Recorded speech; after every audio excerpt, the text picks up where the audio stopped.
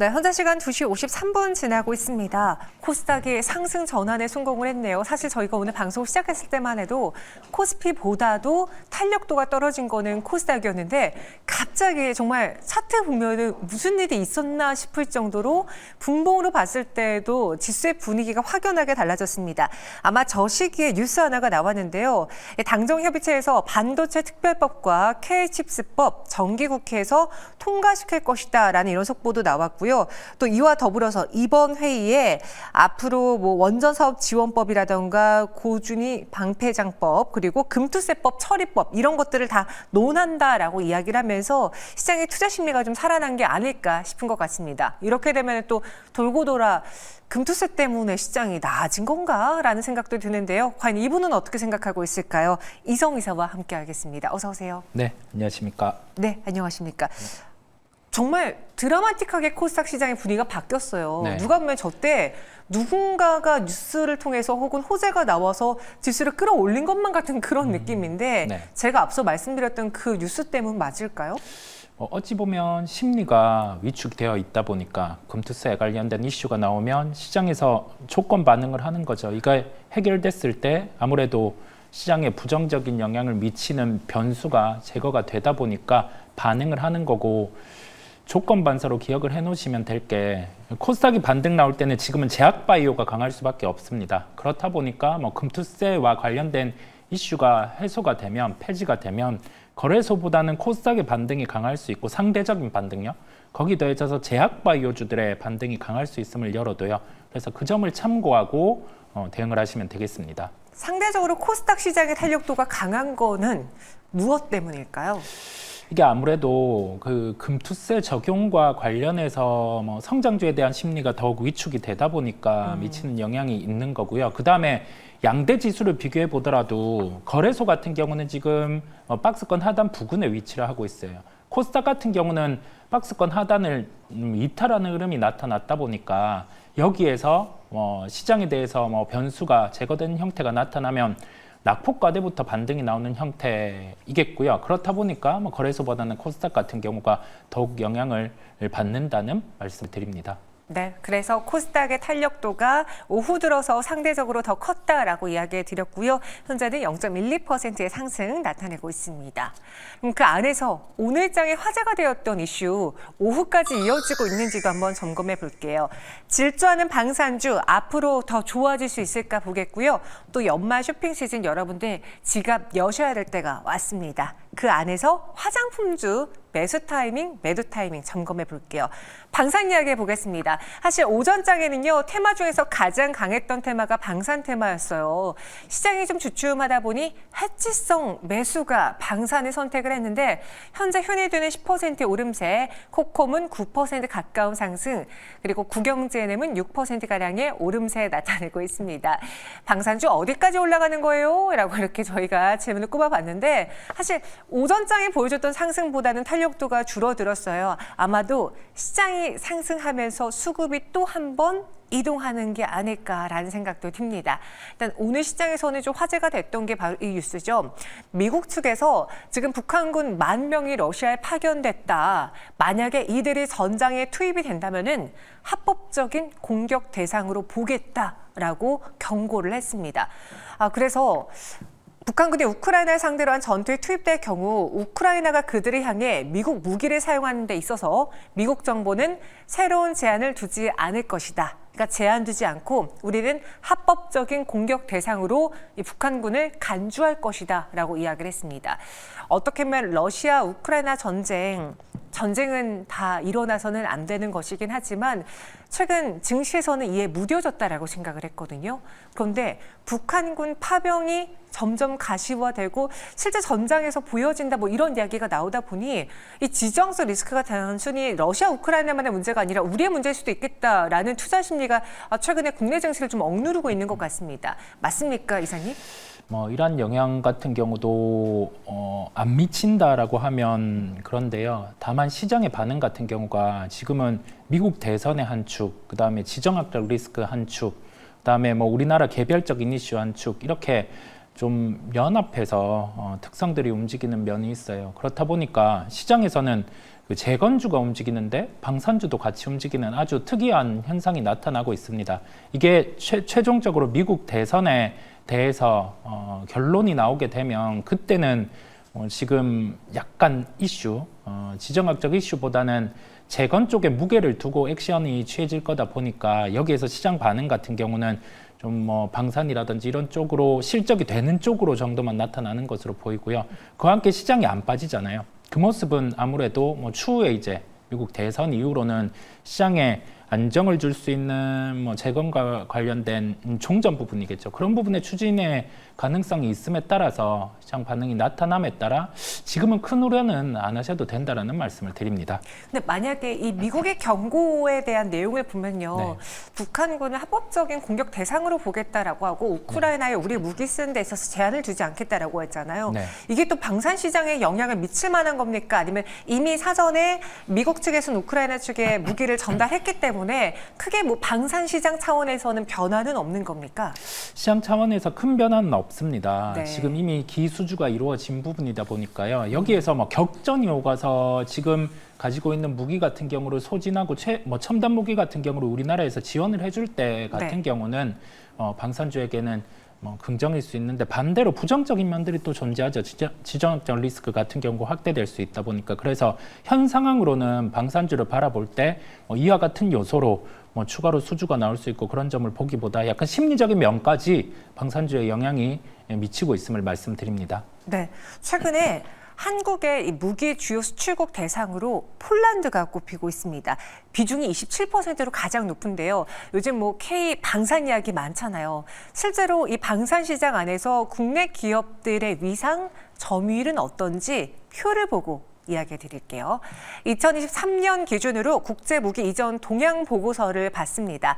세계 10대 무기 수출국에 대한민국이 계속 올라와 있습니다. 그런데 보시는 것처럼 이 K방산이라고 우리가 떠들썩한 거에 비하면요. 굉장히 작은 파이만 차지하고 있어요. 이 시장에서의 1위는 넘사벽. 넘겨볼 수 없는, 우리가 넘어설 수 없는 미국이죠. 42%의 비중을 갖고 있고요. 프랑스의 비중이 11%, 그리고 러시아 비중이 좀 지난해에 비해 2022년에 비해서는 좀 줄었습니다. 11%, 중국이 5.8%, 그리고 저 밑에 대한민국이 10대 안에 들긴 했지만 2%의 점유율을 갖고 있어요. 물론 이 점유율이 늘어나고 있는 거긴 한데 어떻게 보면은 K방산이라는 그 열풍 속에 관련 종목들이 턱끝까지 올랐다 혹은 신고가가 갔다라고 말하기에는 우리의 비중이 2%밖에 차지하지 않으니 만약에 이 시장이 더 커지고 우리가 무기 수출에 대한 점유율이 더 늘어난다면 이들에게 천장은 없을 수도 있겠다라는 생각이 저는 문득 들었거든요. 이성 이사님, 네. 우리가 생각하는 것보다 굉장히 작네요.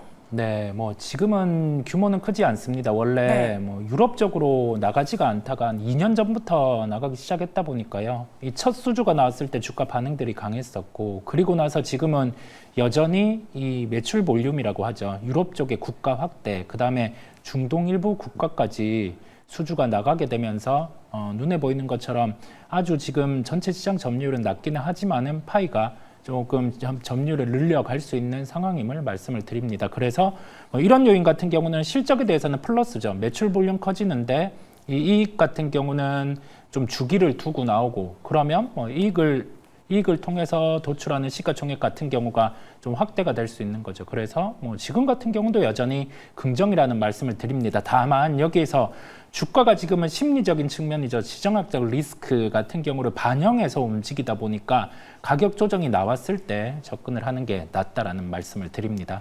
그리고 오늘 한 기사에서 우리 군이 K2 전차의 국산 변속기 장착을 결정했다. 그러니까 이 파워팩을 모두 다 국산화할 것이다라는 이야기가 있습니다. 그렇게 되면 수출할 때 그 부품단에서의 우리 제품, 우리 부품으로 다 이루어진다면 중소형 업체들, 그러니까 부품을 납품하는 중소형 업체들 차원에도 낙수 효과가 있지 않을까라는 걸 궁금해하시는 분이 계시거든요. 실질적으로 이제 결정을 했다라고 하니까 시간이 좀 소요될 것 같긴 한데 대형 업체들만 봤던 K2 전차를 만드는 그 대형 업체들만 보지 말고 밑에 있는 부품의 중소 업체들도 같이 봐도 괜찮을지요? 네, 같이 볼 수 있는 상황이고요. 이게 국산화가 공식화돼서 납품이 되게 되면 네.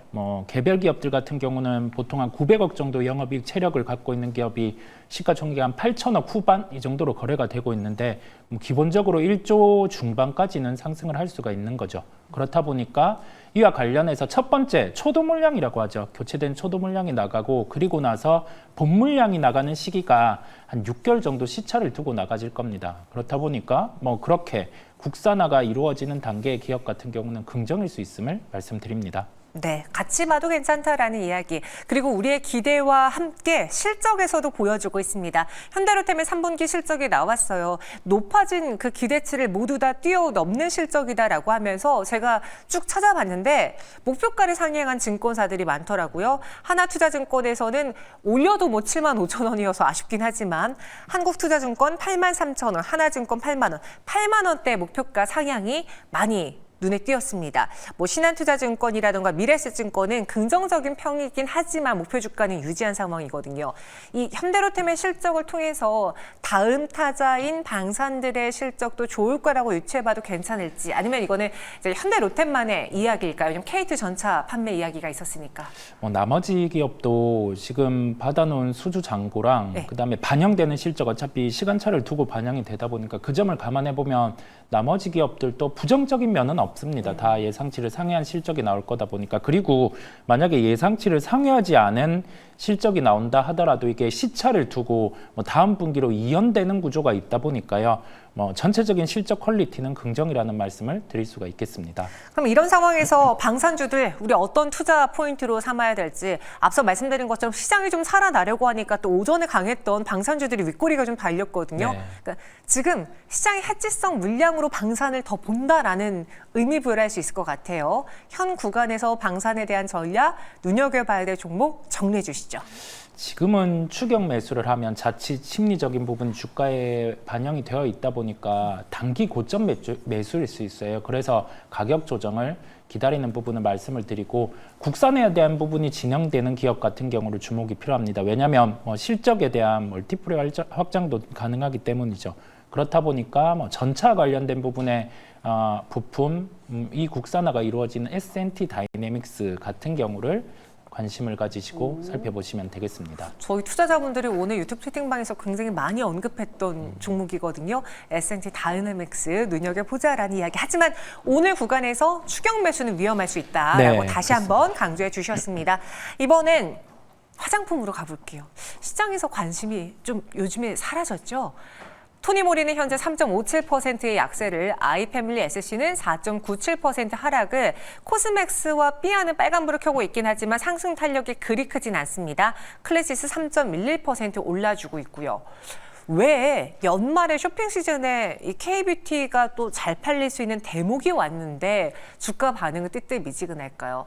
최근에 지정학적 불확실성에 따른 투자 심리가 위축이 됐고 여기 더불어서 글로벌 소비도나 우려, 가장 문제점으로는 이 3번을 꼽기도 하더라고요. 미국 화장품 산업 내에서의 치열한 경쟁 우려로 인해서 앞으로 살아남는 기업들이 많지 않을 수 있다. 예전만큼 그렇게 매출 신장이 나타나지 않을 수 있다라는 우려가 최근에 화장품 섹터의 주가를 끌어내렸습니다. 우측에 보이시는 실내콘트의 주가 흐름만 보셔도 아시겠죠? 5월, 6월에 지나면서 급격하게 상승을 하다가 고가권에서 크게 밀린 이후에 박스권 혹은 횡보 장세를 나타내고 있습니다. 오히려 연말에 좀 더 가파르게 오를 줄 알았는데 다른 모습이죠. 그럼 지금 화장품주를 보지 말아야 될까? 또 그건 아닌 것 같은 게요. 이번 3분기에도 수출은 견조했고요. 특히나 비중국 채널에서 미국에서 성장하는 게 숫자로도 찍혔습니다. 지금 아마존에서 뷰티 퍼스널 케어 업데이트 10월 28일자로 봤더니요. 전체에서 바이오더스 마스크팩이 2등에서 7등으로 조금 등수가 내려오긴 했지만 주 중반 대비 등수가 올라왔고요. 그리고 코스알엑스의 뮤신 에센스가 12등에서 24등을 기록하고 있어요. 전체적으로 조금 등수가 내려오긴 했네요. 토너, 클렌징 오일, 선크림 부분별로 봤을 때는요. 메디큐브의 제로 모공 패드가 2등을 굳건히 유지하고 있고요. 아누아 클렌징 오일이 1등을, 그다음에 조선미녀의 선크림이 10등을 유지하고 있는 상황입니다. 이성 기사님. 요즘 또 화장품 이야기가 이렇게 싹 사라진 이유가 있을까요? 제가 보니까 텔레그램 방에서 화장품 담당하는 애널리스트 분들은 문제 없다라고는 하시던데요. 3분기가 높았던 물류비가 반영되는 시기입니다. 그렇다 보니까 비용적인 측면의 이슈가 있고 네. 그다음에 모든 기업이 해당되지는 않는데 하반기에 새로운 제품이라든지 아니면 새로운 지역 같은 경우를 제품의 뭐 매출을 늘린 기업들 같은 경우는 마케팅비가 일시적으로 증가를 할 수 있습니다. 그런데 이게 3분기에 다 대부분 겹쳐요. 그렇다 보니까 여기에서 우리 예상보다는 3분기 실적이 부진할 수 있다라는 점의 우려가 지금 주가에 반영이 되고 있습니다. 그러면 이럴 때 방법은 3분기 실적 나오는 것을 확인하고 접근하는 게 낫죠. 그렇게 판단하고 이제 3분기 실적이 확인되고 그다음에 예상치를 보통 영업이익 기준 한 5% 정도 기본 이상 나온 기업들 같은 경우는 그때는 주가가 빠져 있는 상황이잖아요. 그럴 때는 매수에 대한 대응으로 열고 보시면 되겠습니다. 3분기는 물류비라던가 이 마케팅 비용이 반영되는 시기이기 때문에 우리가 그간 보여줬던 어닝 서프라이즈라던가 실적의 드라마틱한 상승이 안 나타날 수 있다. 그래서 이번엔 기대가 평소보다 좀 덜했다라고 했습니다. 그럼 우린 또 앞으로를 봐야 되잖아요. 4분기 실적에는 뭐 광군제라던가 블랙 프라이데이라는 그 이벤트가 엮여 있는 시즌입니다. 네. 이번에 또 많은 기업들이 준비하고 있다면서요? 보통 계절성으로 봤을 때 3분기보다는 4분기가 낫긴 합니다. 그런데 뭐 행사 있을 때 이 또한 뭐 마케팅비에 발목을 잡을 수 있는 요소가 있다 보니까 이게 3, 4분기는 좀 확인하고 간다라고 보면 될 것 같아요. 그다음에 실적 이연도 있을 수 있다 보니까요. 뭐 3, 4분기 확인하되 3분기 실적 대비해서는 주가들이 많이 빠져 있다 보니까요. 실적 확인하면서 대표주들이죠. 대표주들을 좀 볼 필요가 있겠습니다. 계속 지금 확인이 필요하다. 3분기, 4분기 확인이 필요하다. 일단 3분기는 실적의 비용이 많이 들어가는 분기이기 때문에 4분기는 이벤트가 있긴 하지만 이 역시도 또 비용이 수반되는 시기이기 때문에 다 확인이 필요하다. 좀 관망의 의견을 주셨어요. 그럼 저는 사실 11월 달에 쇼핑 시즌 앞두고 지금이 매수 적기가 아닐까라고 생각했는데 매수할 타이밍은 아니다라는 겁니까?